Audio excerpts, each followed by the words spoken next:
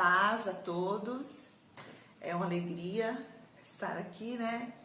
Não é bem como a gente gostaria, como eu já tenho dito em outras lives, mas é o que a gente tem para o momento. E eu acho que nós, como cristãos, devemos aproveitar o momento da melhor forma que a gente consegue. E como eu estou sentindo falta da EBD e sei que vocês também estão, eu decidi então fazer o seguinte: eu vou gravar as aulas do livro de Atos que a gente estava estudando, faltam alguns capítulos, faltam 4, porque nós estamos no 24, ele tem 28 capítulos, tá? Eu vou terminar então o livro de Atos, vou gravar para vocês as aulas, e depois que nós terminarmos Atos, eu vou continuar gravando aulas, mas não será o livro de Romanos. Romanos eu vou deixar para quando a gente voltar às aulas presencial, porque eu tenho fé que nós vamos voltar, que Deus vai abreviar esses dias e nós vamos conseguir, tá bom? Muita saudade das nossas aulas, então nós vamos aqui continuando.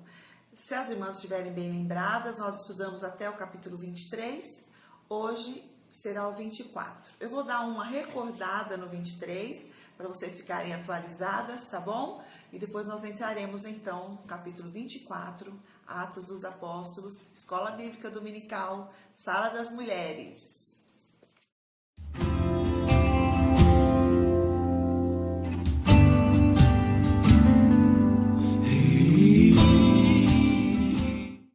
Começando então, nós vamos relembrar um pouquinho do que nós estudamos no capítulo 23, tá certo, Andressa? Certíssimo, pastora. Ótimo.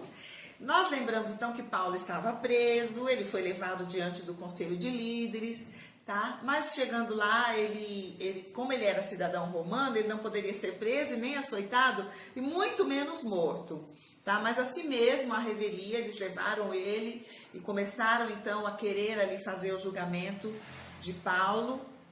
E Paulo, usando de sua inteligência, quando foi dada a oportunidade para que ele se defendesse, ele usou eles mesmos para se defender. Ele usou uma estratégia de muita sabedoria. Ele sabia que o conselho, o sinédrio, era formado por saduceus e fariseus. Como eu já ensinei para vocês, Sim. Os saduceus, eles não acreditavam em ressurreição nem em anjo.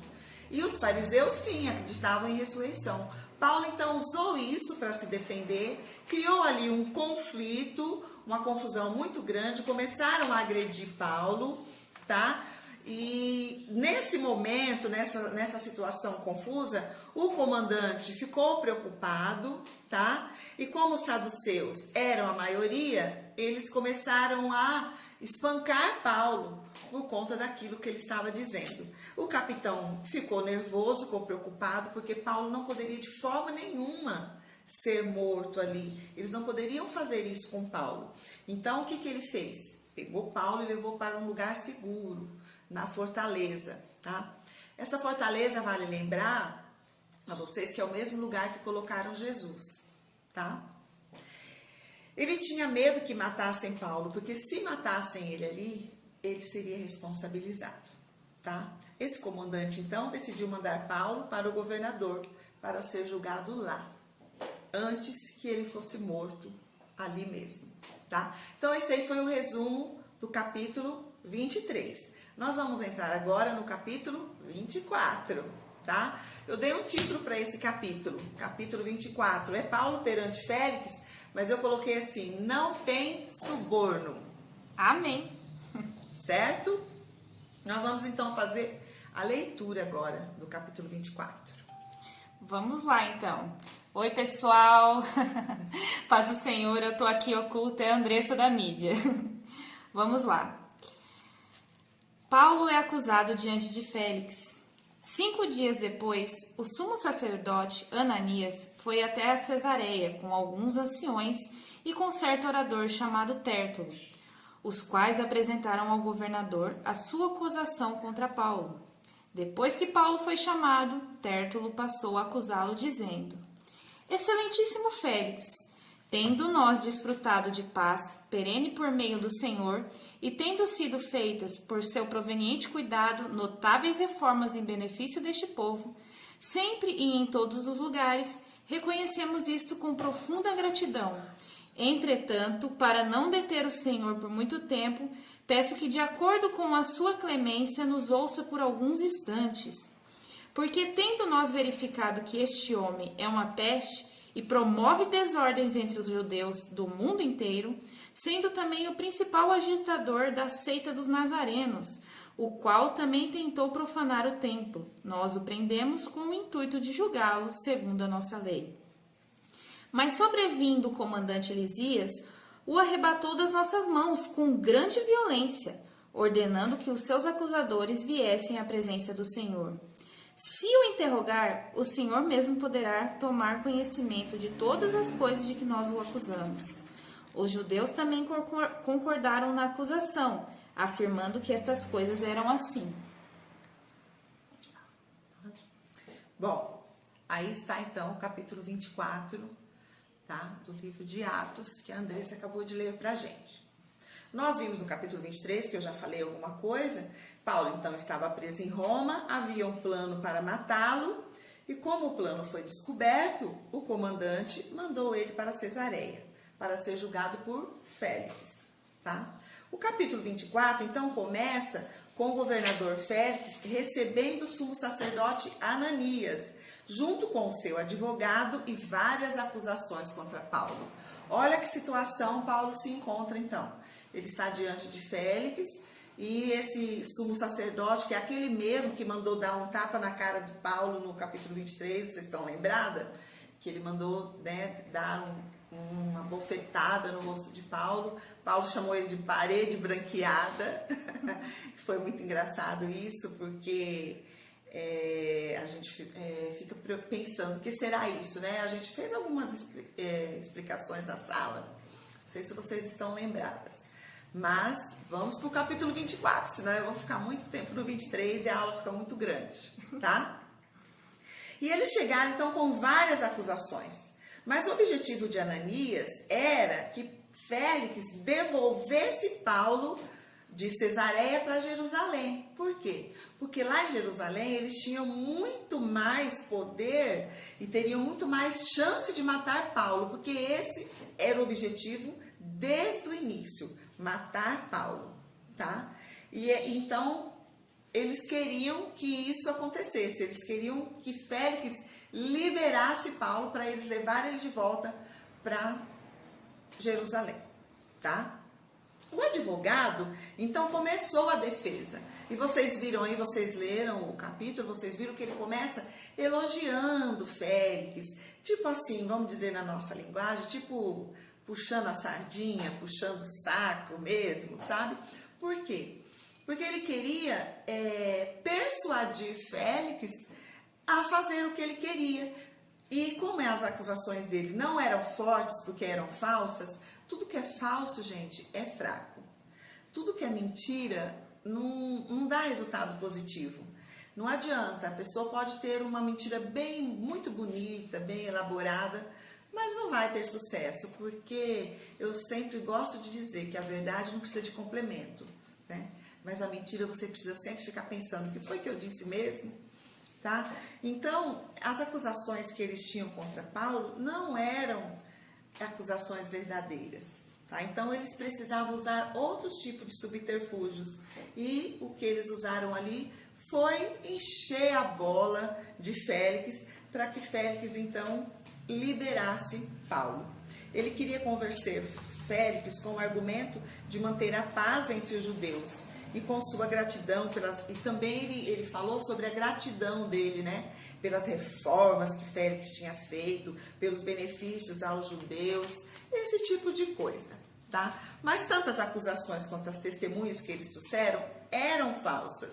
E ele queria, então, através disso, convencer Félix que se ele devolvesse Paulo, ele poderia manter a paz, que a paz seria mantida, tá? E Paulo, então, teve a oportunidade dele de fazer a sua defesa. Vamos ler novamente. Paulo apresenta sua defesa. Quando o governador fez sinal para que Paulo falasse, ele disse: sabendo que há muitos anos o Senhor é juiz desta nação, sinto-me à vontade para me defender. O Senhor mesmo pôde verificar que não se passaram mais de 12 dias desde que fui a Jerusalém para adorar a Deus, e que não me acharam no templo discutindo com ninguém, nem agitando o povo, fosse nas sinagogas ou na cidade. Nem podem provar diante do Senhor as acusações que agora fazem contra mim. Porém, confesso ao Senhor que, segundo o caminho a que chamam seita, assim eu sirvo ao Deus de nossos pais, acreditando em todas as coisas que concordam com a lei e os escritos dos profetas. Tendo esperança em Deus, como também estes a têm, de que haverá ressurreição, tanto de justos como de injustos. Por isso, também me esforço por ter sempre uma consciência pura diante de Deus e dos homens. Depois de anos, vim trazer donativos para o meu povo e também fazer ofertas. E foi nesta prática que alguns judeus da província da Ásia me encontraram, já purificado no templo, sem ajuntamento de povo e sem tumulto, os quais deviam comparecer diante do Senhor e fazer as acusações, se tivessem alguma coisa contra mim. Ou então, que estes homens que estão aqui digam que crime acharam em mim, por ocasião do meu comparecimento diante do Sinédrio, salvo estas palavras que clamei, estando entre eles. Hoje estou sendo julgado por vocês, por causa da ressurreição dos mortos. Então Félix, conhecendo mais acuradamente as coisas relacionadas com o caminho, adiou a causa, dizendo: quando chegar o comandante Lisias, tomarei uma decisão a respeito do caso de vocês. E ordenou ao centurião que conservasse Paulo na prisão, tratando-o com tolerância e não impedindo que os seus próprios o servissem. Ainda falta, né? Ainda tem mais versículo. Bom, então nós vimos aí que o sumo sacerdote então acusou Paulo, disse que ele havia perturbado todos, que ele era o principal líder da seita, que eles chamavam de caminho. Eles disseram também que Paulo havia profanado o templo, que blasfemava contra a lei de Moisés e contra Deus. Paulo, então, ele fez a defesa dele. Quando ele recebeu a oportunidade para apresentar sua defesa, ele fez questão de dizer que ele não foi encontrado em nenhum tumulto ou discussão, e a gente sabe disso, né? Nem discussão no templo, nem fora do templo. O que ele estava fazendo lá eram os votos. Vocês estão lembrados que eu falei sobre os votos, que tinha que rapar a cabeça, passar alguns dias de purificação? Era isso que Paulo estava fazendo quando ele foi preso. Além disso, Paulo também negou as acusações de blasfêmia e profanação. Ele confessou ser adorador do mesmo Deus, embora sendo seguidor do caminho. Por quê? Porque Paulo, ele era fariseu, ele era judeu e ele era cidadão romano. Então, ele praticava, sim, a lei. Mas, como a gente já viu nas nossas outras aulas, ele pregava que os gentios não precisariam cumprir as leis, porque as leis foi dada exclusivamente para os judeus e não para os gentios. Paulo trouxe para nós o evangelho da graça. Como ele diz lá em Efésios, pela graça sois salvos por meio da fé. Isto não vem de vós, vem de Deus. Não é pelas obras para que ninguém se glorie. Então, o evangelho que nós conhecemos, o evangelho que Paulo pregava, era o evangelho da graça. E os judeus não aceitavam isso. Quando nós estudamos a vida de Paulo, desde Atos e nas próximas epístolas que nós vamos dar, nós vamos perceber que Paulo sempre foi perseguido, não era pelo povo gentil e nem pelas pessoas da lei ou pelos romanos. Ele sempre foi perseguido pelos próprios judeus. Sempre foram os judeus que atrapalharam a vida de Paulo, vamos dizer assim, o que colocaram empecilhos na pregação dele, tá? E era isso que estava acontecendo lá também, tá? E ele negou todas essas acusações, blasfêmia, profanação, mas ele confessou sim ser adorador de Deus e embora fosse seguidor do caminho, porque ele acreditava em Jesus como Salvador, porque Jesus veio para trazer salvação para todos os povos, não apenas para os judeus. E era isso que eles não aceitavam, tá? Após ouvir os dois lados, então, como vocês viram aí no versículo 27, acho que é, tá? Após ouvir os dois lados, Félix então decidiu aguardar a presença do comandante Lísias para apresentar seu julgamento. Dessa forma, Félix então mandou que Paulo fosse recolhido e dispensou o sumo sacerdote. Paulo diante de Félix e Drusila, pastora, Drusila? É a mulher dele, Drusila. Ah, Drusila. É. Desculpa, irmãs, errei. Muito difícil. Passados alguns dias, Félix veio com Drusila, sua mulher que era judia. Mandou chamar Paulo e passou a ouvi-lo a respeito da fé em Cristo Jesus. Quando Paulo começou a falar sobre a justiça, o domínio próprio e o juízo vindouro, Félix ficou amedrontado, gente, amedrontado e disse: desculpa de novo, irmãs. Por agora, você pode retirar-se, e quando eu tiver oportunidade, mandarei chamá-lo. Ao mesmo tempo, esperava que Paulo lhe desse dinheiro. Que versículo que é esse que fala? 26. 26. Por isso, chamando-o mais frequentemente, conversava com ele. 2 anos mais tarde, Félix teve por sucessor Pórcio Festo. E como Félix queria assegurar o apoio dos judeus, manteve Paulo encarcerado. Pobre coitado do Paulo, né, pastora? Muito coitado mesmo. Vocês viram aí no versículo 26, né? Que Félix, ele ia sempre ouvir Paulo junto com a sua esposa. Por quê? Porque a esposa dele era judia e ele já havia ouvido falar sobre Jesus e sobre a pregação do evangelho que Paulo pregava. Então, ele não era totalmente leigo nessa história de pregação do evangelho, de Jesus e de ressurreição. Mas nós vimos também que havia um outro interesse que está registrado no 26. Ele chamava Paulo muito para conversar. Primeiro porque Paulo devia ter um papo muito legal, porque é muito legal conversar com gente inteligente, né?